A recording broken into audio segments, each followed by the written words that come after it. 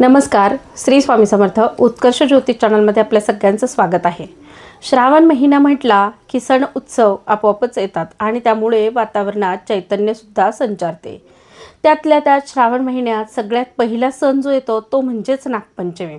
आणि यंदा योगायोगाने नागपंचमी आणि त्यासोबतच श्रावणी सोमवारसुद्धा एकत्रच आलेले आहेत. म्हणजे दोघंही 17 ऑगस्ट या दिवशी एकत्रितरित्या साजरे करता येणार आहेत. हिंदू धर्मात प्रत्येक सण उत्सव अत्यंत धार्मिकतेने आणि उत्साहाने साजरा केला जातो. बदल असतो तो प्रांताप्रमाणे.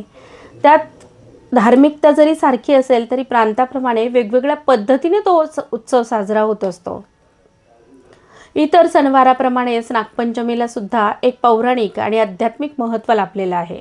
श्रावण शुद्ध पंचमीला कालिया नागाचा पराभव करून यमुना नदीच्या पात्रातून भगवान श्रीकृष्ण सुरक्षित बाहेर आले.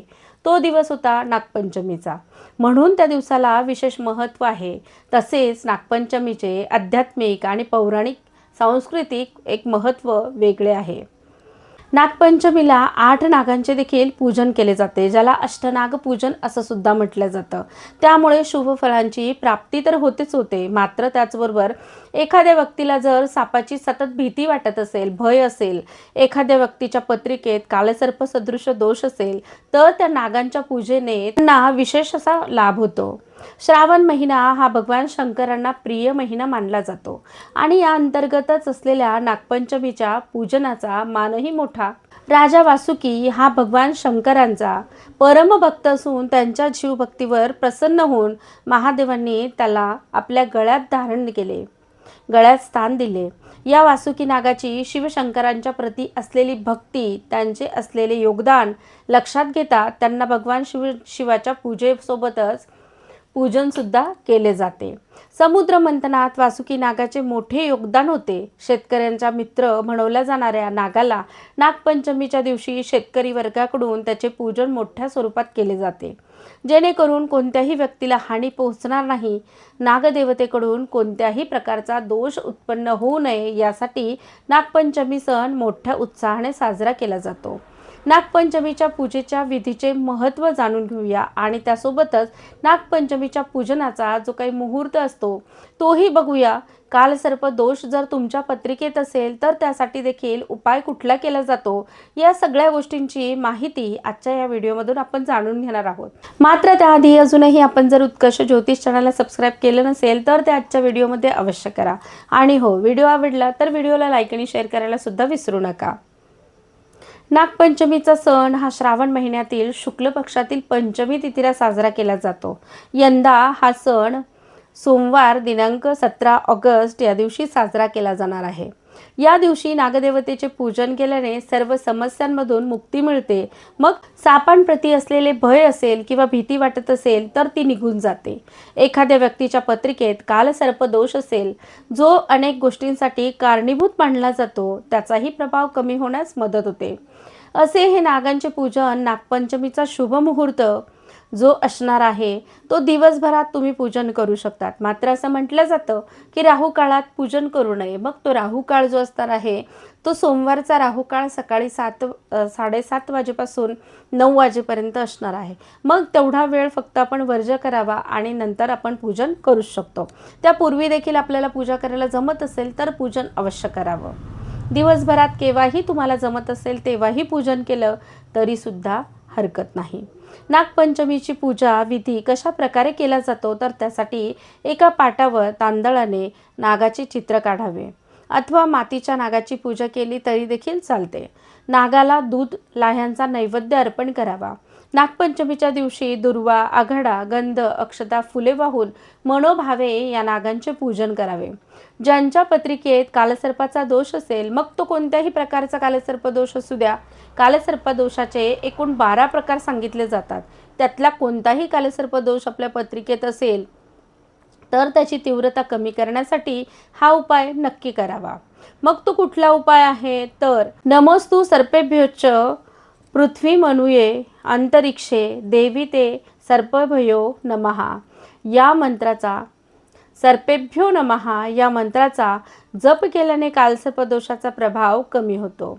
कुंडलीतील कालसर्प योगाबद्दल माहिती सांगणारा एक विशेष व्हिडिओसुद्धा आपल्या चॅनलवर उपलब्ध आहे, त्याचा देखील आपण लाभ घेऊ शकतात। नागपंचमीच्या दिवशी अजून एक महत्त्वाचा उपाय केला जातो, मात्र तो उपाय आपण व्हिडिओच्या शेवटी बघूया। त्यापूर्वी असलेली माहिती जाणून घेऊया। नागपंचमीच्या दिवशी नेहमीप्रमाणे सकाळी लवकर उठून देवी देवतांचे ध्यान करून रोजचा दिनक्रम करावा।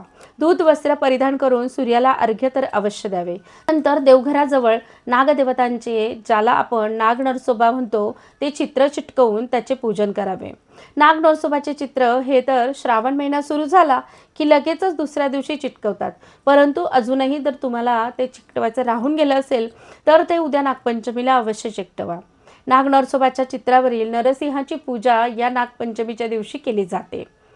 सोबतच नागाचेही चित्र असते आणि श्रीकृष्ण या चित्रात उभे असलेले दिसतात, तर मग त्यांचे देखील पूजन या दिवशी केले जाते।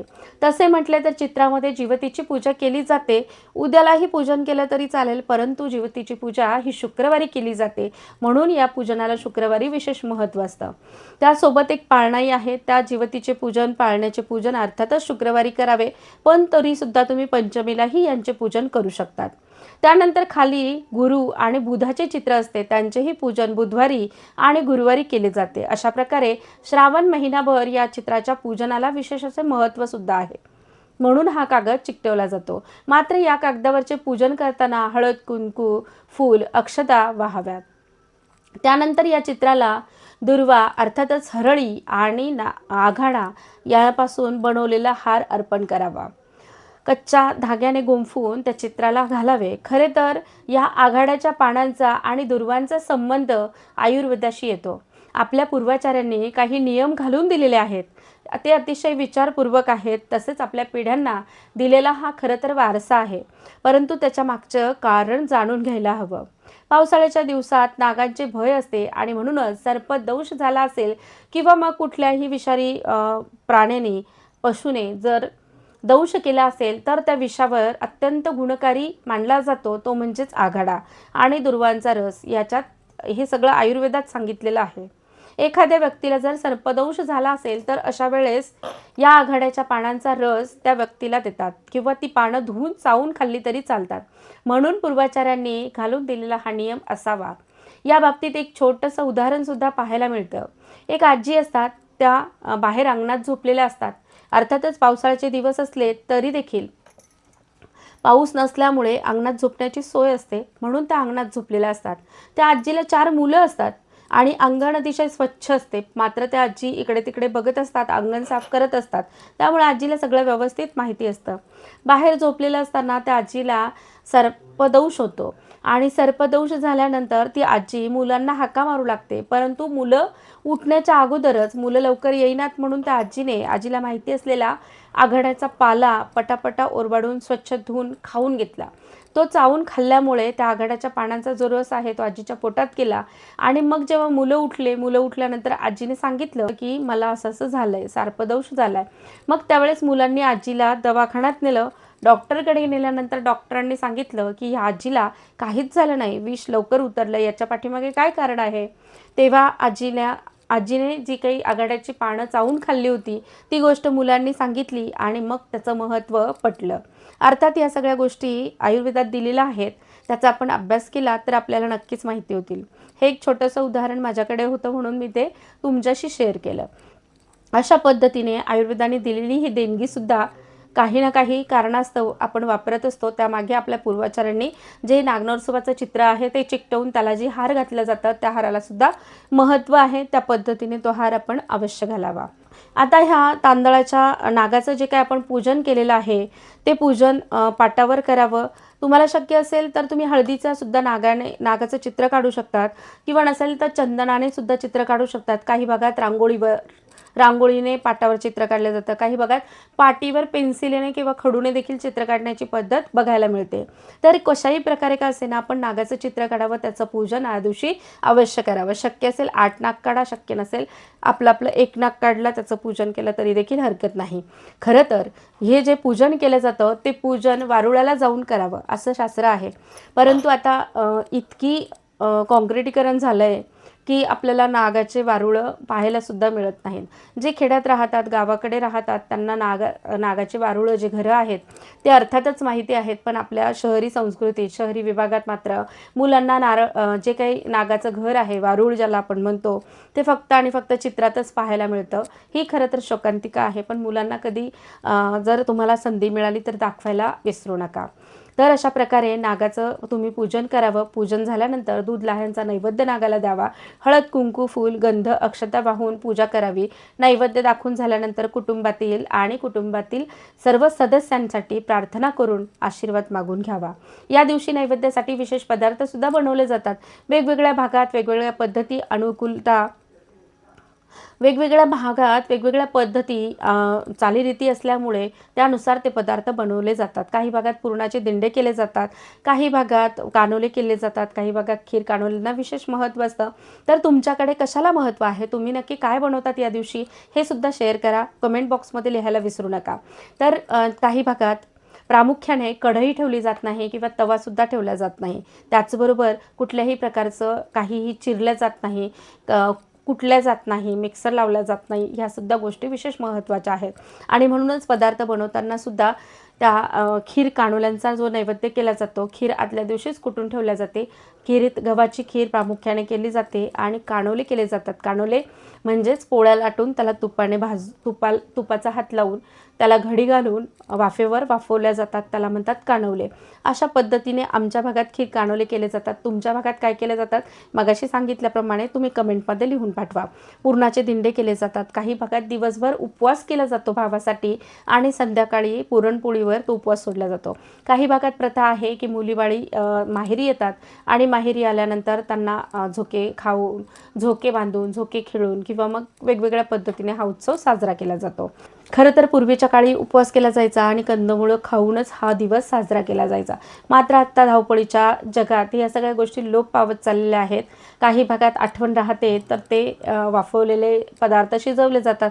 काही भागात तर असं पाहायला मिळतं की आजकाल आठवणसुद्धा राहत नाही की आज नागपंचमी आहे आणि आपल्याला हा स्वयंपाक करता येणार नाही। परंतु जे तुमची संस्कृती तुम्हाला शिकवते ते आपलं पालन करणं, आपल्या पुढच्या पिढीला आपला हा वारसा सोपवणं हे आपलं आद्य कर्तव्य समजून आपण त्या पद्धतीने सण उत्सव साजरे करावेत, एवढंच व्हिडिओच्या माध्यमातून सांगेल। महिलांनी केस विंचरावेत की नाही विंचरूत हा एक महत्त्वाचा प्रश्न सुद्धा या दिवशी आवर्जून विचारला जातो। मात्र माझ्या लहानपणी जे आठवतंय ते मला असं वाटतं ते एकदम पुरेसं आहे।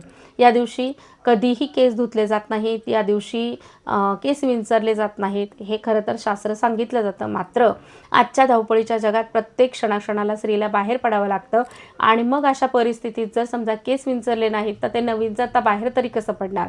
म्हणून जे शक्य असेल ते तुम्ही नक्की पालन करावं। जे नाही शक्य त्याचा अट्टहास करण्यापेक्षा त्याच्या पाठीमागचं जे काही लॉजिक आहे ते समजून घ्यावं, त्या पद्धतीने आपलं आचरण असावं। शेतकऱ्यांचा मित्र असलेल्या या नागाप्रती कृतज्ञता व्यक्त करता यावी यासाठी हा उत्सव खरं तर साजरा केला जातो। या उत्सवाप्रित्यर्थ कधीही नागपंचमीच्या दिवशी शेतकरी नांगरायला सुद्धा शेतात जात नाही किंवा कुठल्याही प्रकारचा चारा कापत नाही। असंही म्हटलं जातं की त्या दिवशी नागांचं, त्यांच्या छोट्या छोट्या पिल्लांचं संरक्षण व्हावं म्हणून या गोष्टींचं काळजी घेतली जाते आणि त्या गोष्टींपासून दूर राहिलं जातं। पौराणिक कथेनुसार काही युगांपूर्वी सत्तेश्वरी नावाची एक एकनिष्ठ देवी होती।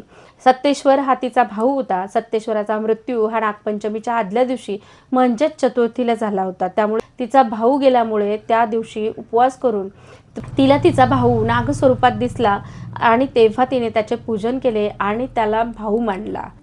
त्यावेळेस नागदेवतेने असे वचन दिले की जी बहीण भाऊ म्हणून माझी पूजा करेल तिचे मी नक्कीच रक्षण करेल। त्यामुळे या दिवशी नागदेवतेची पूजा करून प्रत्येक स्त्री नागपंचमी साजरी करत असते। नाग हा परमेश्वराच्या अवताराशी म्हणजेच सगुण रूपाशी सुद्धा संबंधित आहे। आधीच सांगितल्याप्रमाणे ज्यांच्या पत्रिकेत कालसर्प योग आहे त्या कालसर्प योगावर शेवटी उपाय सांगितला जाईल, तर तो उपाय तुमच्यासाठी। तर ज्यांच्या पत्रिकेत 12 प्रकारचे कालसर्प योग असतात, तर कालसर्प योग कुठल्याही प्रकारचा का असेना जीवनात अडथळे निर्माण करणारा तो ठरत असतो। प्रगतीला अडथळे आणतो, किंवा तुमच्या अनेक गोष्टी, शिक्षण असेल, करिअर असेल, सगळ्या गोष्टींमध्ये अडथळे आणण्याचं कामसुद्धा कालसर्पयोग करत असतो. मग त्या कालसर्पयोगावर उपाय सदृश्य तुम्हाला काय करायचं आहे की नवनाग स्तोत्र ज्याला आपण म्हणतो त्या नवनाग स्तोत्राचे पठण करायचे आहे. खरं तर नवनाग स्तोत्राचे पठण हे नागपंचमीच्या दिवशी केले जाते. त्याचबरोबर नागपंचमीच्या दिवसापासून 43 दिवसपर्यंत अखंडपणे रोज संध्याकाळी या नवनाग स्तोत्राचे पठण केले जाते, ज्यामुळे कालसर्प दोष जर तुमच्या पत्रिकेत असेल, मग तो कुठल्याही प्रकारचा असू द्या, तर या 12 प्रकारच्या असलेल्या कालसर्प दोषावर अत्यंत प्रभावी उपाय म्हणून या नवनाग स्तोत्राकडे बघितले जाते. नवनाग स्तोत्र अत्यंत सोपं आणि छोटंसं आहे. मनोभावे जर तुम्ही ते केलं तर त्याचा फायदा तुम्हाला अवश्य होतो. आता हे नवनाग स्तोत्र किती वेळेस पठण करायचं आहे, तर हे नवनाग स्तोत्र 9 वेळा पठण करावं, ज्यामुळे तुम्हाला त्याचे लाभ होतील. 9 वेळा पठण करून 43 दिवसपर्यंत अखंडपणे हे स्तोत्र पठण करायचं आहे. नवनाग स्तोत्र अत्यंत छोटं स्क्रीनवर सुद्धा दिसतं आहे. अनंत वासुकी देव शेषम पद्मनाभम च कंबलम शंखपालम धृतराष्ट्रम तक्षकम कालियम यथा एतानि नवनामानि नागानां च महात्मनां सायंकाले पठेन्नित्यं प्रातःकाले विशेषतः तस्य विषभयं नास्ति सर्वत्र विजयी भवेत. तर अशा पद्धतीने हे वाचावं. ज्या लोकांना पित्त प्रवृत्ती आहे तर अशा लोकांनी सुद्धा हे स्तोत्र अवश्य वाचावं. महाराष्ट्रातील काही भागात नागपंचमीचा सण मोठ्या उत्साहात साजरा केला जातो. मुली माहेरी येतात, नागपंचमीला झोके देखील खेळतात, पुरणपोळीचा स्वयंपाक केला जातो, संध्याकाळी नैवेद्य देऊन उपवासही सोडला जातो. अशा प्रकारे धार्मिक मान्यता असलेला हा नागपंचमीचा सण वेगवेगळ्या प्रांतात वेगवेगळ्या पद्धतीने साजरा केला जातो. त्याचे वेगवेगळे महत्त्वही समोर येते. मग तुमच्या प्रांतात कशा पद्धतीने हा सण साजरा केला जातो आणि नैवेद्यासाठी काय बनवले जाते हे कमेंट करून नक्की कळवा. मात्र या अनुषंगाने आपल्या लोप पावत चाललेल्या संस्कृतीला जपण्याचं, तिचं जतन करण्याचं, संवर्धन करण्याचं व सर्व धार्मिक मान्यतांना अंगीकारणे हे आपले आद्य कर्तव्य समजून त्या पद्धतीने आपलं आचरण असावं. म्हणूनच आपल्या या सण उत्सवांना समजून घेणे, त्यामागचा उदात्त हेतू लक्षात घेता नवीन पिढ्यांपर्यंत हा जसाचा तसा सोपवणे हे सुद्धा महत्त्वाची गोष्ट आहे आणि हा प्रमुख उद्देश आपल्या व्हिडिओच्या माध्यमातून आहे. व्हिडिओ आवडला असेल तर व्हिडिओला लाईक आणि शेअर करा. चॅनलवर नवीन असाल तर चॅनलला सबस्क्राईब करा. धन्यवाद. श्री स्वामी समर्थ.